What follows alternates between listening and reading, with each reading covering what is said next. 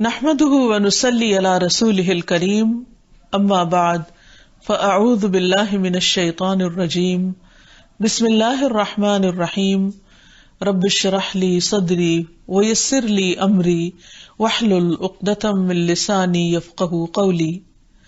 ناظرین، پروگرام اللہ کے خوبصورت نام کے ساتھ آپ کی خدمت میں حاضر ہے۔ آج ہم انشاءاللہ اللہ سبحانہ وتعالی کے نام الحکم پر بات کریں گے۔ الحکم کا معنی ہوتا ہے فیصلہ کرنے والا، وہ جس کا فیصلہ نافذ بھی ہو، وہ جو فیصلہ کرنے کا اصل حقدار ہو۔ اللہ سبحانہ وتعالی حقیقت میں وہ الحکم ہے کہ جن کے فیصلے سب پر نافذ بھی ہوتے ہیں اور مانے بھی جاتے ہیں، اور پوری کائنات میں اسی کا فیصلہ چلنے والا ہے۔ کوئی اس سے سرتابی نہیں کر سکتا، کوئی اس کے فیصلوں سے باہر نہیں نکل سکتا، اور اس کے فیصلوں میں سراسر خیر اور بھلائی ہے، سب کا فائدہ ہے۔ اس کے فیصلے حق کو باطل سے الگ کرنے والے ہیں۔ نہ صرف یہ کہ دنیا میں، اس پوری کائنات میں، بلکہ آخرت میں بھی اسی کا فیصلہ سب سے بہترین فیصلہ ہوگا۔ احکم الحاکمین، فیصلہ کرنے والوں میں سب سے بڑھ کر سب سے بہترین فیصلہ کرنے والا۔ اللہ سبحانہ وتعالیٰ کے فیصلے، جیسا کہ وہ خود فرماتا ہے کہ ان اللہ یحکم ما یرید، بے شک اللہ فیصلہ کرتا ہے جو وہ چاہتا ہے، یعنی اس کی مرضی اور اس کی پسند کے مطابق فیصلہ کرتا ہے۔ وہ جو اپنی مرضی اور اپنی پسند کے مطابق فیصلہ کرنے والا ہے، جس کے فیصلے سے بڑھ کر عدل والا فیصلہ کسی اور کا نہیں، جس کی بات سے سچی بات کسی اور کی نہیں، اور کوئی اور اس کے فیصلوں کو بدل بھی نہیں سکتا، اور وہ کسی پر ظلم بھی نہیں کرتا۔ دنیا اور آخرت میں اس کے سارے فیصلے قابل تعریف ہیں، تو انسان کے لیے لازم ہے کہ وہ اس کے فیصلوں کی حکمت کو سمجھنے کی کوشش کرے، اس کے فیصلوں کے آگے سر جھکا دے اور ان پر راضی ہو جائے۔ تو جو اپنے رب سے راضی ہوتا ہے، اللہ تعالیٰ اس سے راضی ہو جاتا ہے۔ اور حقیقت یہ ہے کہ اگر انسان راضی نہ بھی ہو تو اصل میں فیصلہ تو اسی کا ہے جو وہ چاہے کرے، کیونکہ ان اللہ هو الحکم، اصل میں فیصلہ کرنے کی پوری قوت اور اختیار تو اسی کے پاس ہے۔ اس سلسلے میں ایک دلچسپ حدیث بھی آتی ہے۔ ہانی بن زید بیان کرتے ہیں کہ وہ اپنی قوم کے ساتھ ایک وفد میں رسول اللہ صلی اللہ علیہ وسلم سے ملاقات کے لیے گئے، تو آپ نے ان لوگوں سے سنا کہ وہ ان کو ابو الحکم کہہ کر پکار رہے ہیں، تو آپ نے ان کو بلایا اور فرمایا کہ ان اللہ هو الحکم، کہ تم نے اپنا نام ابو الحکم کیسے رکھ لیا، کیونکہ الحکم تو اللہ سبحانہ تعالیٰ کا نام ہے۔ تو انہوں نے بتایا کہ اصل بات یہ ہے کہ میری قوم میں جب لوگوں کے درمیان کوئی جھگڑا ہوتا ہے تو وہ اپنا فیصلہ میرے پاس لے کر آتے ہیں، اور جب میں ان کے درمیان کوئی فیصلہ کر لیتا ہوں تو وہ اس پر راضی بھی ہو جاتے ہیں، یعنی میرے فیصلوں پر مطمئن ہو جاتے ہیں۔ آپ نے فرمایا یہ تو بہت اچھی بات ہے، اچھا یہ بتاؤ کہ تمہارے بیٹے کتنے ہیں؟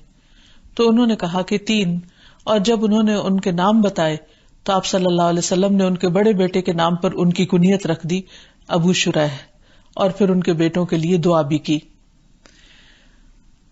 تو اس سے یہ پتہ چلتا ہے کہ الحکم حقیقت میں اللہ سبحانہ وتعالی ہی ہے، اور یہ نام بندوں کے لیے نہیں ہے۔ کیوں؟ اس لیے کہ اللہ سبحانہ وتعالی کے فیصلے نافذ ہوتے ہیں۔ بندوں میں جو بھی جج ہوتے ہیں یا فیصلے کرنے والے ہوتے ہیں، ضروری نہیں کہ ان کے فیصلے نافذ بھی ہوں۔ وہ فیصلہ تو کر دیتے ہیں کہ ان کے نزدیک یا ان کی محدود عقل یا علم کے مطابق کیا صحیح ہے اور کیا غلط ہے، وہ یہ بتا تو سکتے ہیں، لیکن ضروری نہیں کہ ان فیصلوں کی امپلیمنٹیشن بھی ہو۔ جہاں تک اللہ سبحانہ وتعالیٰ کا تعلق ہے تو اس میں 2 طرح کے فیصلے ہیں جو اللہ تعالیٰ فرماتے ہیں۔ ایک کو کونی کہا جاتا ہے اور ایک کو شرعی کہا جاتا ہے۔ کونی فیصلوں سے مراد وہ فیصلے ہیں جو ہر حال میں نافذ ہو کر رہتے ہیں۔ اس میں مثلاً کسی کی پیدائش کا فیصلہ، کسی کی موت کا فیصلہ، اس کی جنس کا فیصلہ کہ وہ لڑکا ہوگا یا لڑکی ہوگی، اسی طرح بارشوں کا آنا، برسنا، بادلوں کا آنا یا قحط پڑنا یا کائنات میں جو بھی ہر آن فیصلے ہوتے رہتے ہیں وہ اللہ سبحانہ وتعالی ہی کی مرضی سے ہوتے ہیں، اور پھر ان میں سے جو اللہ چاہتا ہے وہ ہوتا ہے اور جو نہیں چاہتا وہ نہیں ہوتا۔ پھر یہ بھی ہے کہ اس کے فیصلوں کو کوئی بدل نہیں سکتا۔ مثلاً اگر وہ کسی علاقے میں کسی طوفان کا، کسی زلزلے کا، کسی سونامی کا فیصلہ کر لیتا ہے تو دنیا کی کوئی طاقت ایسی نہیں کہ جو اس کے فیصلوں کو بدل سکے۔ قرآن مجید میں اللہ تعالیٰ فرماتے ہیں اولم يروا انا نأتی الارض ننقصها من اطرافها واللہ يحکم لا معقب لحکمہ وہو سریع الحساب۔ کیا وہ دیکھتے نہیں کہ ہم ان کے لیے زمین کو اس کی تمام اطراف سے گھٹاتے چلے آ رہے ہیں، سکیڑتے چلے آ رہے ہیں، اور اللہ ہی فیصلہ کرتا ہے جس کے فیصلے پر کوئی نظر ثانی کرنے والا نہیں، اور وہ فوراً حساب لینے والا ہے۔ پھر یہ ہے کہ اللہ کے فیصلوں پر کوئی غالب نہیں آ سکتا۔ واللہ غالب علی امرہ، جب کسی چیز کو کسی خاص انداز میں کرنے کا وہ فیصلہ کر لیتا ہے تو پھر کوئی اور اس کو تبدیل نہیں کر سکتا، اس کا فیصلہ ہی غالب ہو کر رہتا ہے۔ قرآن مجید میں آتا ہے وَكَانَ أَمْرُ اللَّهِ مَفْعُولًا، اور اللہ کا فیصلہ تو ہو کر رہنے والا ہے۔ ایک اور جگہ پر ہے وَكَانَ أَمْرُ اللَّهِ قَدْرًا مَقْدُورًا، کہ اللہ کا فیصلہ ایک طے شدہ فیصلہ ہے، یعنی اس کو کوئی چیلنج نہیں کر سکتا۔ ایک اور جگہ پر ہے وَإِذَا أَرَادَ اللَّهُ بِقَوْمٍ سُوءًا فَلَا مَرَدَّ لَهُ وَمَا لَهُم مِّن دُونِهِ مِن وَالٍ، اور جب اللہ کسی قوم پر کوئی مصیبت لانے کا ارادہ کر لیتا ہے تو پھر اسے کوئی بھی ٹال نہیں سکتا، اور اس کے مقابلے میں کوئی اس قوم کا مددگار بھی نہیں ہو سکتا، یعنی دنیا کی باقی ساری اقوام مل کر اسے اس مصیبت سے نہیں نکال سکتی۔ اور یہ ہمارے مشاہدے کی بات ہے کہ دنیا کی بڑی بڑی طاقتور قومیں جب ان پر کوئی پریشانی یا کوئی مصیبت آئی تو ان کی ساری ترقی پیچھے رہ گئی، ان کی ساری احتیاطیں اور ان کی ساری قوتیں اللہ کی قوت کے مقابلے میں کچھ بھی کام نہ آئیں۔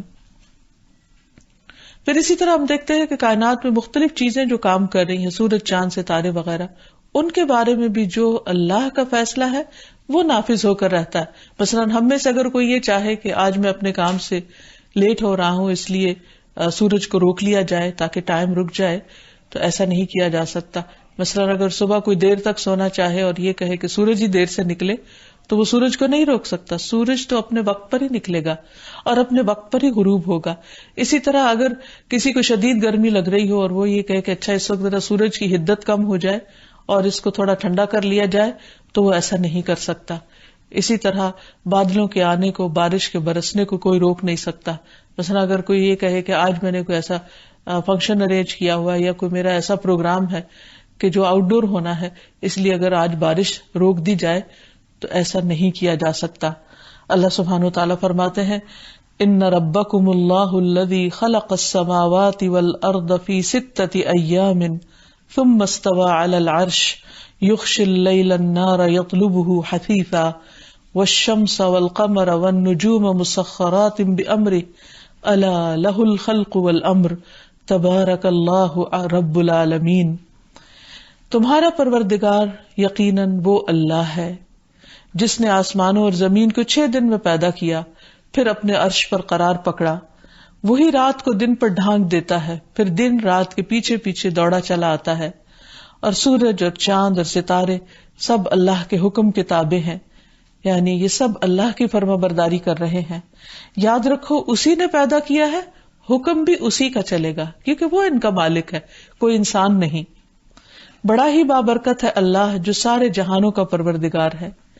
اسی طرح سورج کے بارے میں اللہ تعالیٰ فرماتے ہیں وَالشَّمْسُ تَجْرِي لِمُسْتَقَرٍّ لَهَا ذَلِكَ تَقْدِيرُ الْعَزِيزِ الْعَلِيمِ وَالْقَمَرَ قَدَّرْنَاهُ مَنَازِلَ حَتَّى عَادَ كَالْعُرْجُونِ الْقَدِيمِ۔ سورج اپنی مقرر گزرگاہ پہ چل رہا ہے، یعنی اس کے گزرنے کے راستے بھی اللہ تعالیٰ نے مقرر کر رکھے ہیں، اور یہ زبردست علیم ہستی کا مقرر کردہ اندازہ ہے، یعنی اس سے کوئی اور اس کو ہٹا نہیں سکتا۔ سورج کو کوئی اور طاقت مل کے کوئی نیا راستہ نہیں دکھا سکتی، یہ اللہ تعالیٰ ہی کا فیصلہ ہے۔ اور چاند کی منزلیں ہم نے مقرر کر دی کہ کس دن فل مون ہوگا، کس دن پہلی رات کا چاند ہوگا، اور کس دن چاند نظر ہی نہیں آئے گا. یہ سب کچھ بھی اللہ سبحانہ تعالیٰ ہی کا طے کردہ ہے اور اسی کا فیصلہ نافذ ہوتا ہے. فرمایا ہم نے اس کی منزلیں مقرر کر دی تاکہ وہ کھجور کی پرانی ٹہنی کی طرح رہ جائے، یعنی پھر وہ کھجور کی پرانی ٹہنی کی طرح رہ جاتا ہے، یعنی واپس اپنے اصل سائز پہ آ جاتا ہے.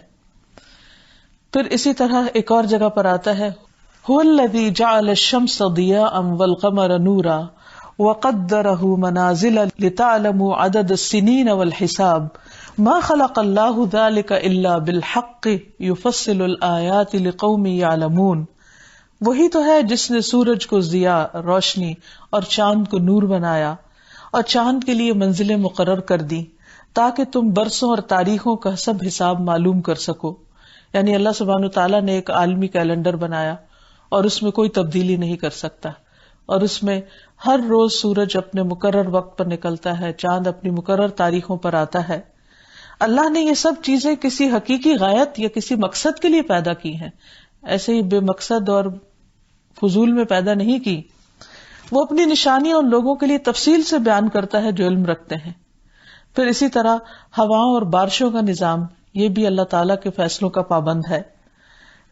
قرآن مجید میں آتا ہے اللہ الذی یرسل الریاح، اللہ ہے جو ہواؤں کو بھیجتا ہے. جب کسی علاقے میں بارش برسنا ہوتی تو اس رخ کی ہوا اللہ تعالیٰ اپنی مرضی سے بھیجتا ہے. فَتُثِيرُ سَحَابًا، پھر وہ بادل اٹھائے ہوئے ہوتی ہیں. فَيَبْسُطُهُ فِي السَّمَاء، پھر ان بادلوں کو وہ آسمان میں پھیلا دیتا ہے. یہ پھیلانا بھی اسی کے حکم سے ہوتا ہے، اسی کا فیصلہ ہوتا ہے. کَيْفَ يَشَاءُ، جیسے وہ خود چاہتا ہے کہ کس علاقے تک پھیلے اور کہاں وہ بارش نہ برسے. وَيَجْعَلُهُ كِسَفًا فَتَرَى الْوَدْقَ يَخْرُجُ مِنْ خِلَالِهِ فَإِذَا أَصَابَ بِهِ مَنْ يَشَاءُ مِنْ عِبَادِهِ إِذَا هُمْ يَسْتَبْشِرُونَ. پھر اللہ جیسے چاہتا ہے اس بادل کو آسمان میں پھیلاتا ہے، اسے ٹکڑیاں بناتا ہے، پھر تو دیکھتا ہے کہ بارش کے قطرے اس پر سے نکل آتے ہیں. پھر جب اللہ بندوں میں سے جن پر چاہتا ہے بارش برساتا ہے تو وہ خوش ہو جاتے ہیں.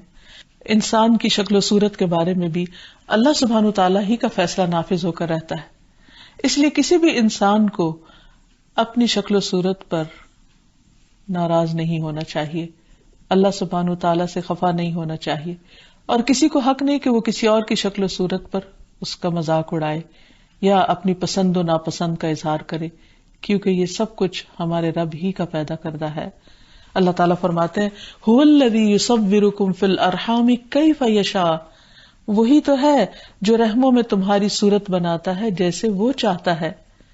دوسری جگہ پر فرمایا الذی خلقک فسواک فعدلک فی ای صورت ما شاء رکبک، وہ جس نے تجھے پیدا کیا، پھر تجھے درست کیا، پھر تجھے برابر کیا، جس صورت میں بھی اس نے چاہا تجھے جوڑ دیا.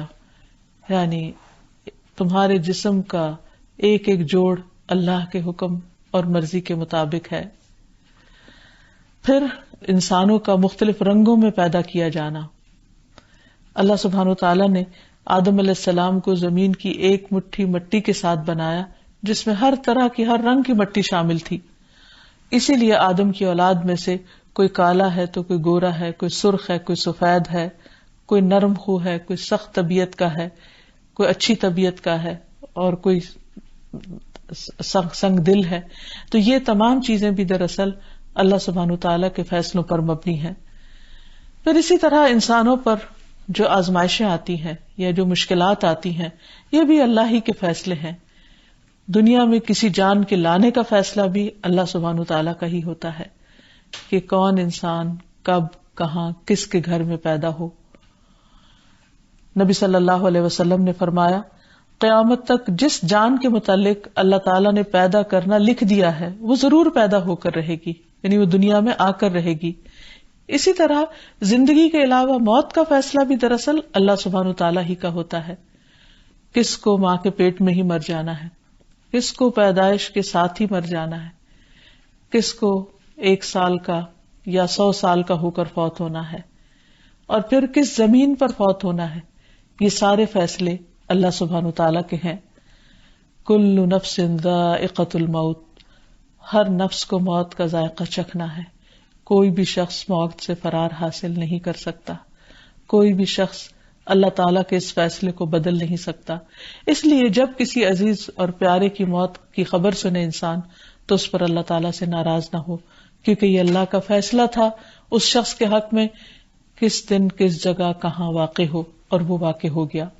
ایک اور جگہ پر آتا ہے وَلَن يُؤَخِّرَ اللَّهُ نَفْسًا إِذَا جَاءَ أَجَلُهَا، اللہ سبحانہ وتعالیٰ جب کسی کی موت کا وقت آ جائے تو اس کو ہرگز مہلت نہیں دیتا.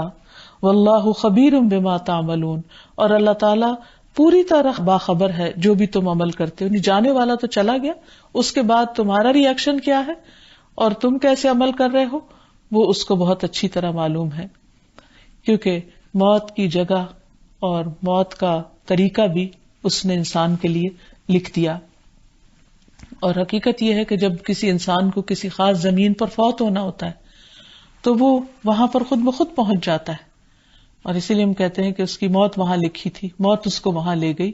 اور یہ ایک حقیقت ہے، کیونکہ اللہ تعالیٰ نے قرآن مجید میں بھی واضح طور پر فرما دیا کہ کوئی انسان نہیں جانتا کہ اس کی موت کہاں ہے. اگر انسان کو پہلے سے پتہ چل جائے تو وہ موت کی جگہ پر کبھی بھی نہ جائے. پھر اسی طرح قیامت کے قائم ہونے کا فیصلہ، یہ بھی اللہ سبحانہ تعالیٰ کا فیصلہ ہے. کس دن آئے گی اس کی نشانیاں تو بتا دی گئی، کچھ چھوٹی نشانیاں ہیں، کچھ بڑی نشانیاں ہیں، لیکن قائم ہونے کا وقت اللہ کے سوا کسی کو بھی معلوم نہیں. قرآن مجید سے ہمیں یہ پتہ چلتا ہے کہ اللہ کے رسول صلی اللہ علیہ وسلم نے بھی جب اس بارے میں سوال کیا تو اللہ تعالیٰ نے اس کا وقت نہیں بتایا، کیونکہ یہ اسی کا فیصلہ ہوگا اور جب اللہ چاہے گا زمین پر نافذ ہو جائے گا. سورۃ الحج میں اللہ تعالیٰ فرماتے ہیں وَأَنَّ السَّاعَةَ آتِيَةٌ لَا رَيْبَ فِيهَا وَأَنَّ اللَّهَ يَبْعَثُ مَن فِي الْقُبُورِ، اور قیامت یقیناً آنے والی ہے، اس میں کوئی شک و شبہ نہیں، اور اللہ تعالیٰ ضرور ان لوگوں کو زندہ کر کے اٹھائے گا جو قبروں میں پڑے ہوئے ہیں. یہ بھی اللہ کا فیصلہ ہے کہ مرنے کے بعد لوگوں میں دوبارہ زندگی کی روح ڈالی جائے اور وہ پھر اٹھ کر اپنا حساب دیں. اس فیصلے سے کون بھاگ سکتا ہے؟ اس فیصلے سے کون دور جا سکتا ہے؟ ہم میں سے ہر ایک کو مرنے کے بعد دوبارہ اٹھنا ہے اور پھر اٹھ کر اللہ کے حضور حاضر ہونا ہے اور اپنی زندگی بھر کے کیے ہوئے کاموں کا حساب دینا ہے. اور اس کا تجربہ انسان ہر روز کرتا رہتا ہے. ہر روز رات کو سوتا ہے اور سوتے وقت بھی اللہ تعالیٰ اس کی ایک روح قبض کر لیتے ہیں اور پھر دوبارہ ہر روز انسان اٹھتا ہے. گویا موت کا تجربہ تو انسان روز کرتا ہے. اسی طرح نیند تو ایک چھوٹی موت ہے، لیکن جب بڑی موت آئے گی تو اس کے بعد بھی دوبارہ انسان اٹھ جائے گا، جیسے روز اپنے بستر سے اٹھتا ہے. لیکن وہ دن آج کے دنوں سے بہت مختلف ہوگا. جو لوگ آخرت کا انکار کرتے ہیں، جو لوگ مرنے کے بعد جی اٹھنے کا انکار کرتے ہیں، ان کو اللہ سبحانہ وتعالیٰ نے قرآن مجید میں مختلف مثالوں سے بھی سمجھایا ہے کہ اللہ تعالیٰ کس طرح مردہ زمین پر بارش بھیجتے ہیں اور پھر وہاں سے طرح طرح کی نباتات اگاتی ہیں جو کل تک وہاں کسی چیز کا نام نشان تک نہ تھا، آج وہاں زندگی لہلہانے لگتی ہے. تو اسی طرح قیامت کے دن کا فیصلہ بھی اللہ تعالیٰ نے فرما دیا اور اس کا وقت بھی لکھ رکھا ہے اور وہ فیصلہ بھی نافذ ہو کر رہے گا.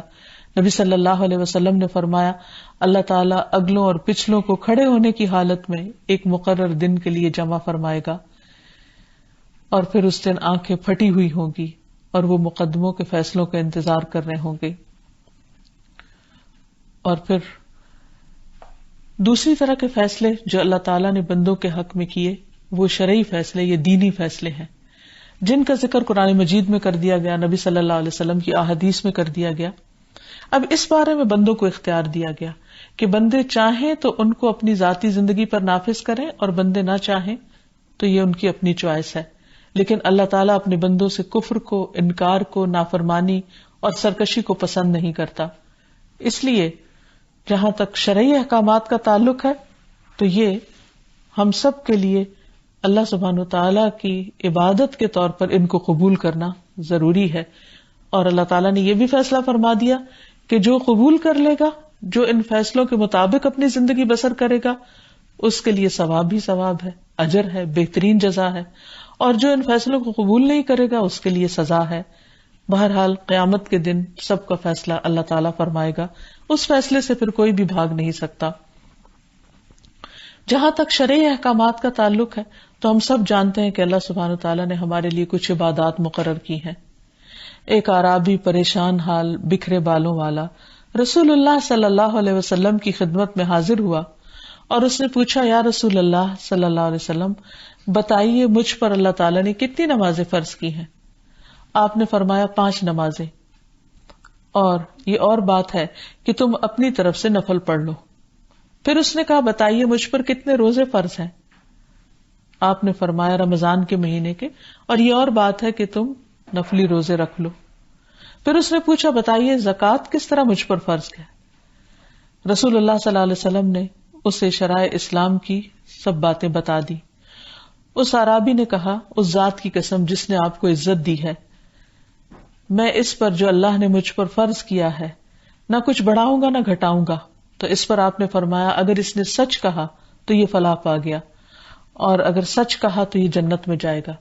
تو اس سے یہ پتہ چلتا ہے کہ ہمارے اوپر عبادت کے اعتبار سے کون سی چیزیں فرض ہیں، کون سی چیزیں لازم ہیں، ان کی تفصیل بھی ہمیں بہت اچھی طریقے سے بتا دی گئی ہے۔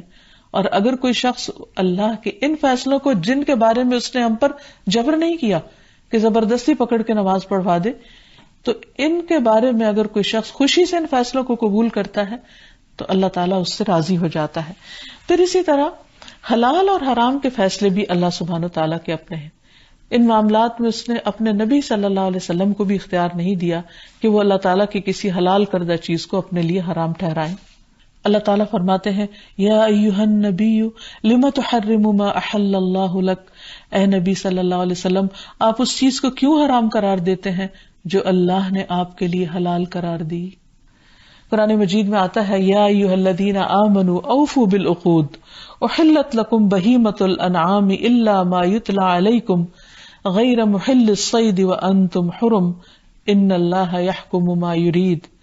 اے ایمان والو، اپنے معاہدات کو پورا کرو، تمہارے لیے ہر مویشی قسم کے چرنے والے جانور حلال کیے گئے ہیں سوائے ان جانوروں کے جو آگے چل کر تمہیں بتائے جا رہے ہیں، البتہ احرام کی حالت میں ان کا شکار حلال نہ سمجھو، اور اللہ تعالیٰ وہی حکم دیتا ہے جو وہ چاہتا ہے۔ تو اس سے یہ پتہ چلتا ہے کہ اللہ تعالیٰ نے حلال اور حرام کو بھی بالکل واضح کر کے قرآن مجید میں ہمیں بتا دیا۔ پھر اس کے علاوہ یہ ہے کہ شرعی احکام میں بندوں کی آزمائش بھی ہوئی ہے، کیونکہ بندوں کو اختیار دیا گیا ہے، چاہیں تو قبول کریں اور چاہیں تو نہ کریں۔ اور پھر عمل کرنے والوں سے اللہ تعالیٰ کی رضامندی کی بات بھی قرآن مجید میں ملتی ہے کہ والذین آمنوا وعملوا الصالحات اولئک اصحاب الجنۃ ھم فیہا خالدون، کہ جو لوگ ایمان لا کر اچھے کام کریں گے ان کے لیے جنت کے باغات ہیں جن میں وہ ہمیشہ رہیں گے، اور اس کے برعکس جو لوگ اللہ تعالیٰ کی نافرمانی کریں گے ان کے لیے سزا کا وعدہ بھی کر دیا گیا۔ اللہ سبحانہ و تعالیٰ نے تو یہ تمام احکامات ہمارے لیے واضح کر دیے، اب ہم پر لازم ہوتا ہے کہ ہم ان احکامات کی پابندی کریں اور خوشی کے ساتھ کریں، اور یہ پابندی صرف چند روزہ پابندی ہے، ہمیشہ کے لیے نہیں۔ عبادت کے مکلف ہم صرف دنیا میں ہیں، مرنے کے بعد نہیں۔ قبر میں اگر کوئی شخص ہزاروں سال بھی رہے اور وہ سارا وقت ذکر کرتا رہے تو اس کا وہ ذکر کسی کام کا نہیں، اس کو فائدہ نہ دے گا، اس کے نامہ اعمال میں اضافے کا ذریعہ نہیں بنے گا۔ اسی طرح قبر میں جانے کے بعد کسی انسان کو اللہ کی نافرمانی کا بھی کوئی اختیار نہیں رہے گا۔ تو جب تک ہم دنیا میں ہیں ہمارے لیے ضروری ہے کہ ہم اللہ تعالیٰ کے فیصلوں کو خوشی سے قبول کریں، خواہ وہ عبادات سے متعلق ہوں یا حلال حرام سے متعلق ہوں، کیونکہ اسی میں انسان کے لیے کامیابی ہے۔ مثال کے طور پر آپ دیکھیے کہ کوئی بھی شخص اللہ تعالیٰ کی لازم کردہ بنیادی ارکان پر اگر عمل کرتا ہے تو اس کے لیے کتنا بڑا اجر ہے۔ رسول اللہ صلی اللہ علیہ وسلم نے فرمایا، 5 باتیں ہیں جو ان کو ایمان کے ساتھ بجا لائے گا وہ جنت میں داخل ہوگا۔ جس نے 5 نمازوں کی حفاظت کی، ان کے وضو، رکوع، سجود اور اوقات کے ساتھ، رمضان کے روزے رکھے، بیت اللہ کا حج کیا، زکوٰۃ کی اگر طاقت رکھتا ہے تو خوش دلی کے ساتھ زکوٰۃ دی، تو اللہ سبحانہ وتعالیٰ کا کیا وعدہ ہے کہ ایسے بندے کو وہ اپنی رحمت میں داخل کر لے گا۔ پھر اسی طرح ایک اور روایت سے پتہ چلتا ہے کہ جو شخص 5 نمازوں کی پابندی کرے جن کو اللہ نے فرض کیا، یعنی فیصلہ تو اللہ کا ہے لیکن بندے کو چوائس دی کہ وہ اسے لیتا ہے یا نہیں. تو بہرحال جو اس فیصلے کو قبول کر لے اور اللہ تعالیٰ کی اس بات کو مان لے اور اپنی نمازوں میں سے کسی چیز کو ضائع نہ کرے اور ان کا حق معمولی نہ سمجھے، یعنی ٹال مٹول نہ کرے، یا یہ کہ وضو میں کوئی کوتاہی یا نماز کے اندر کے ارکان میں کوئی کوتاہی نہ کرے، تو اللہ تعالیٰ کا وعدہ ہے کہ وہ ایسے بندے کو ضرور جنت میں داخل کرے گا. اسی طرح اللہ سبحانہ وتعالیٰ نے ہمارے لیے جو چیزیں حرام قرار دی ہیں ان چیزوں سے بچنا بھی ضروری ہے، کیونکہ اگر کوئی کبیرہ گناہوں سے بچتا ہے تو اس پر بھی اللہ تعالیٰ نے اجر لکھا ہوا ہے. اللہ تعالیٰ اس کو بھی آنر دے گا، بہترین مقام دے گا. عبداللہ بن عمر سے مروی ہے کہ رسول اللہ صلی اللہ علیہ وسلم ممبر پر چڑھے اور فرمایا، نہیں میں قسم کھاتا ہوں، نہیں میں قسم کھاتا ہوں، نہیں میں قسم کھاتا ہوں. پھر آپ نیچے اتر آئے، یعنی 3 چڑھے، آپ اوپر تشریف لے گئے، چڑھے اور اس کے بعد آپ دوبارہ واپس آ گئے اور فرمایا، خوش ہو جاؤ، خوش ہو جاؤ، خوش ہو جاؤ، جس نے 5 نمازیں پڑھی اور کبیرہ گناہوں کا ارتکاب نہ کیا تو وہ جنت کے جس دروازے سے چاہے گا داخل ہو جائے گا. کبیرہ گناہ یہ ہیں والدین کی نافرمانی، اللہ کے ساتھ شرک کرنا، کسی جان کا قتل کرنا، پاک دامن عورتوں پر تہمت لگانا، یتیم کا مال کھانا، جنگ سے بھاگنا اور سود کھانا. یعنی ایک طرف فرائض کی ادائیگی کرے اور دوسری طرف حرام کردہ چیزوں سے بچے تو اللہ سبحانہ و تعالیٰ ضرور اس کو اپنی رحمت میں داخل کر لیں گے. لیکن اس کے برعکس اگر کوئی شخص اللہ تعالیٰ کے احکامات کو قبول نہیں کرتا، ان کا انکار کرتا ہے، تو اس کے لیے سزا کی بات بھی قرآن مجید میں کی گئی.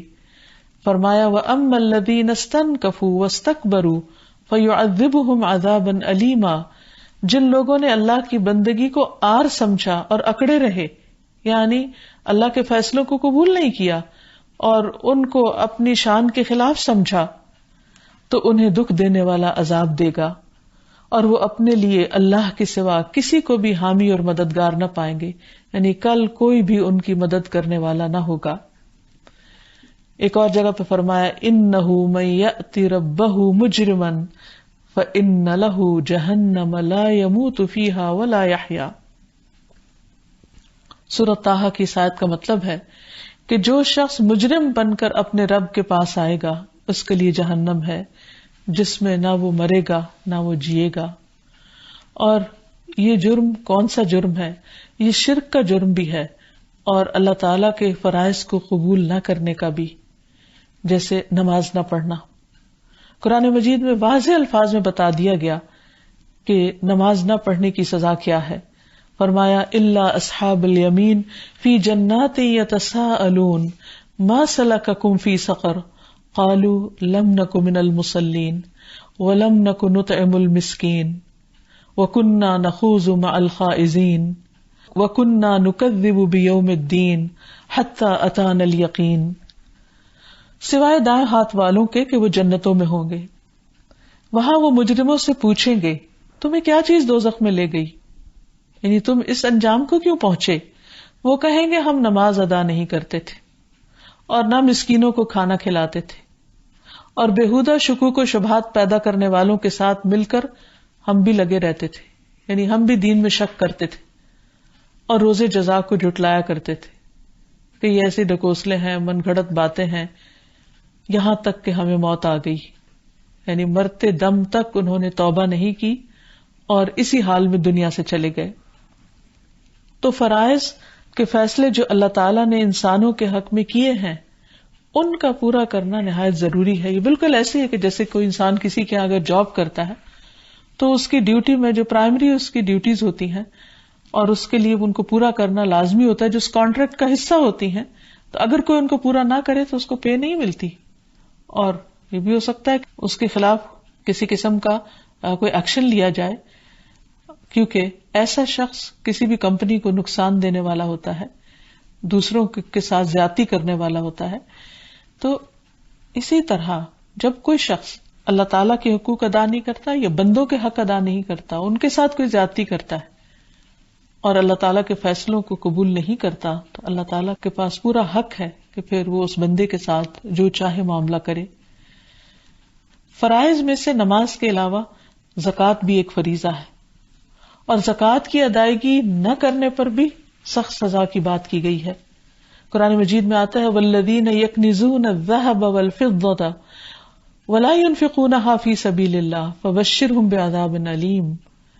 جو لوگ سونا چاندی خزانہ بنا کے رکھتے ہیں اور اسے اللہ کے راستے میں خرچ نہیں کرتے، یعنی زکوٰۃ نہیں دیتے، انہیں دردناک عذاب کی خوشخبری دے دو جس دن اسے جہنم کی آگ میں تپایا جائے گا، پھر اس کے ساتھ ان کی پیشانیوں اور ان کے پہلوؤں اور ان کے پشتوں کو داغا جائے گا، اور یہ کہا جائے گا کہ یہ ہے جو تم نے اپنے لیے خزانہ اکٹھا کیا تھا، چکھو اس کا مزہ جو تم خزانہ جمع کیا کرتے تھے. یعنی اسی مال و دولت ہی کو تپا کر ان کو اس سے داغا جائے گا اور سزا دی جائے گی. جیسے ایک حدیث میں اس کی تفصیل آتی ہے کہ وہی مال جو ہے وہ سانپ بن کر انسان کو لپٹ جائے گا اور انسان کے جبڑوں پہ ڈسے گا، اور وہ سانپ بولے گا بھی کہ میں ہوں تیرا مال، میں ہوں تیرا خزانہ. تو فرائض کا انکار اور فرائض سے روگردانی اور پرائمری ڈیوٹیز کو چھوڑنا کوئی معمولی بات نہیں ہے. اسی طرح اللہ تعالیٰ نے جن چیزوں کو حرام قرار دیا ہے ان کو چھوڑنا اور ان کے ارتکاب پر سزا سے ڈرنا بھی ضروری ہے. مثلاً کسی جان کو قتل کرنا، زنا کرنا، چوری کرنا، اور اسی طرح اللہ تعالیٰ کی حدود کو توڑنا، یہ ایسے جرائم ہیں کہ جن پر قیامت کے دن شدید سزا کی بات کی گئی ہے. فرمایا والذین لا يدعون مع اللہ الہا آخر ولا يقتلون النفس التي حرم اللہ الا بالحق ولا يزنون ومن يفعل ذلك يلقى اثاما يضاعف له العذاب يوم القیامة ويخلد فيه مہانا. اور وہ لوگ اللہ کے ساتھ کسی اور کو الہ نہیں پکارتے، نہ ہی اللہ کی حرام کی ہوئی کسی جان کو ناحق قتل کرتے ہیں، اور قتل کرنے میں کسی بڑے انسان کا قتل بھی قتل ہے، اور پیٹ کے بچے کو بھی قتل کرنا قتل ہے، اور نہ وہ زنا کرتے ہیں، اور جو شخص ایسے کام کرے گا ان کی سزا پا کر رہے گا. قیامت کے دن اس کا عذاب دگنا کر دیا جائے گا اور وہ ذلیل ہو کر ہمیشہ اس میں پڑا رہے گا. تو اس لیے نہایت ضروری ہے کہ انسان ایسی تمام باتوں سے، ایسے تمام جرائم سے بچتا رہے. جب انسان اللہ تعالیٰ کے اس نام کو سمجھ جاتا ہے، یعنی الحکم کے معنی کو اور اللہ تعالیٰ کے مقام کو اور اس کے مرتبے کو جان لیتا ہے، تو پھر اس کا اثر لازماً اس کی زندگی میں بھی آنا چاہیے. اور سب سے پہلی بات یہ کہ انسان اپنا سب سے بڑا حاکم اللہ ہی کو سمجھے اور اللہ سبحانہ وتعالیٰ کے فیصلوں کو ہر فیصلے سے اوپر رکھے، کیونکہ اللہ تعالیٰ فرماتے ہیں ان الحکم الا للہ، کہ اللہ کے سوا کسی اور کی فرما روائی نہیں. امر اللہ تعبدوا الا ایاہ، اسی نے حکم دیا ہے کہ تم اس کے سوا کسی اور کی عبادت نہ کرو. ذالک الدین القیم، یہ ہے دین درست، یعنی صحیح دین یہی ہے کہ جس میں اللہ سبحانہ وتعالیٰ کی سپیریارٹی کو مانا جائے. ولیکن اکثر الناس لا یعلمون، لیکن اکثر لوگ اس کو جانتے نہیں، اس لیے اللہ تعالیٰ کا حق پھر ادا نہیں کرتے. پھر اسی طرح یہ ہے کہ اپنے فیصلوں کو بھی اللہ سبحانہ وتعالیٰ ہی کی طرف لے کے جانا چاہیے، اور اللہ سبحانہ وتعالیٰ کے علاوہ یا اللہ تعالیٰ کے فیصلے کے مقابلے میں کسی اور کے فیصلے کو قبول نہیں کرنا چاہیے. پھر یہ کہ اللہ تعالیٰ کا فیصلہ سن کر فوراً سر تسلیم خم کر دینا چاہیے.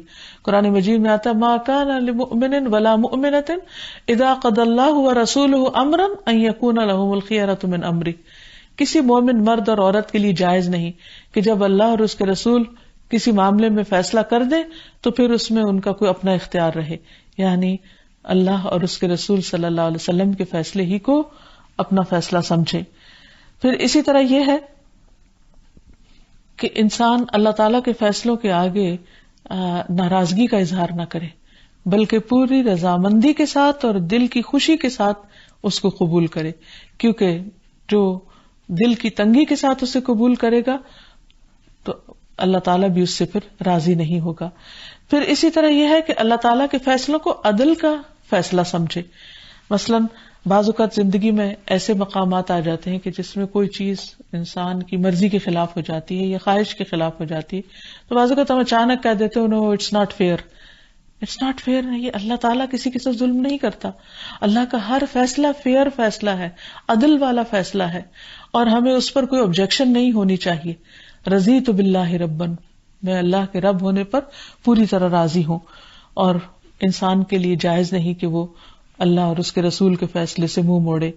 اور پھر یہ ہے کہ انسان کو اگر زندگی میں لوگوں کے درمیان فیصلہ کرنا پڑے تو عدل و انصاف سے کام لے، حتیٰ کہ اپنی اولاد کے درمیان میں عدل و انصاف کرے اور اپنی وسعت کے مطابق صحیح اور درست فیصلے کرے، عدل اور انصاف کے ساتھ فیصلے کرے. کیونکہ عدل و انصاف کے ساتھ فیصلے کرنے والے قیامت کے دن اللہ سبحانہ وتعالیٰ کے عرش کے سائے تلے ہوں گے، نور کے ممبروں پر ہوں گے. حتیٰ کہ اگر کسی غیر مسلم کے ساتھ بھی معاملہ ہو اور اس کے بارے میں بھی کوئی فیصلہ ہو تو ہماری تاریخ بھی یہی بتاتی ہے کہ عدل و انصاف کا فیصلہ ہو، جیسے نبی صلی اللہ علیہ وسلم اور حضرت عمر وغیرہ کے بارے میں بہت سی روایات ملتی ہیں. اور پھر یہ بھی ہے کہ انسان اللہ تعالیٰ سے دعا مانگتا رہے اور اللہ کے فیصلوں پر راضی رہے. مثلا نبی صلی اللہ علیہ وسلم جب صبح تہجد کی نماز کے لیے کھڑے ہوتے تھے تو یہ دعا پڑھا کرتے تھے: اللہم لک الحمد انت قیم السماوات والارض ومن فیہن وَلَكَ الْحَمْدُ لَكَ مُلْكُ السَّمَاوَاتِ وَالْأَرْضِ وَمَنْ فِيهِنَّ وَلَكَ الْحَمْدُ أَنْتَ نُورُ السَّمَاوَاتِ وَالْأَرْضِ وَلَكَ الْحَمْدُ أَنْتَ الْحَقُّ وَوَعْدُكَ الْحَقُّ وَلِقَاؤُكَ حَقٌّ وَقَوْلُكَ حَقٌّ وَالْجَنَّةُ حَقٌّ وَالنَّارُ حَقٌّ وَالنَّبِيُّونَ حَقٌّ وَمُحَمَّدٌ صلی اللہ علیہ وسلم حق وَالسَّاعَةُ حق.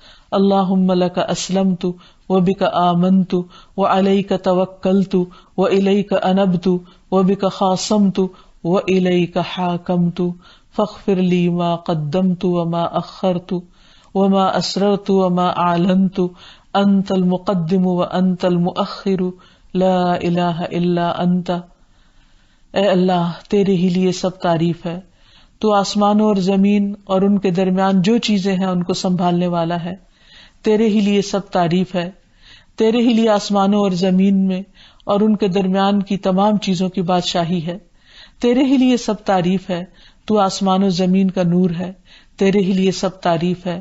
تو حق ہے، تیرا وعدہ حق ہے، تیری ملاقات حق ہے، تیرا قول حق ہے، جنت حق ہے، آگ حق ہے، محمد صلی اللہ علیہ وسلم انبیاء حق ہیں اور محمد صلی اللہ علیہ وسلم حق ہیں اور قیامت حق ہے.